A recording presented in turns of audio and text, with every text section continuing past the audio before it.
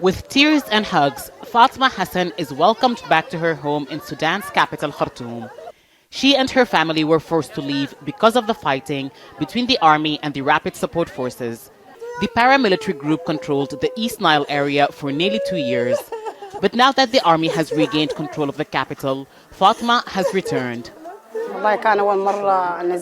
We left our home during the first days of the conflict because of artillery fire and stray bullets. We stayed away for 10 months, came back, but had to leave again because the children were traumatised hearing sounds of gunfire and fighter jets overhead.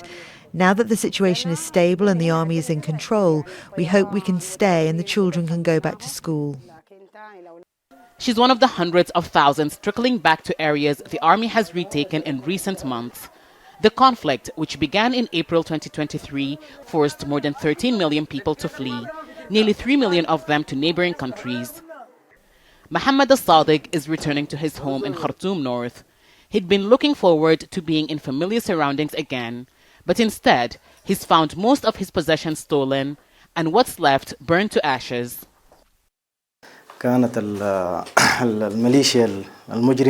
We left the house because the RSF had checkpoints nearby and harassed us, and we had sick family members. We were told they looted the house, but it's still hard to see it in person. It's uninhabitable. I have to rent somewhere until I can rebuild, and that will take time because the conflict drained all our savings. Basic infrastructure such as water and electricity networks have been destroyed.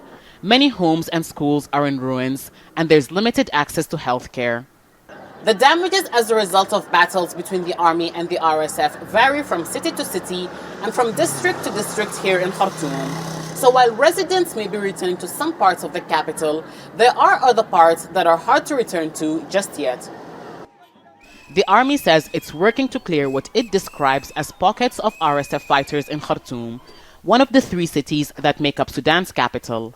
That and closed bridges to the city are slowing the return of people. Fatma says coming home is a chance for her to rebuild her life. She hopes the peace and stability in East Nile lasts so she isn't forced to leave yet again. Hiba Morgan, Al Jazeera, Khartoum.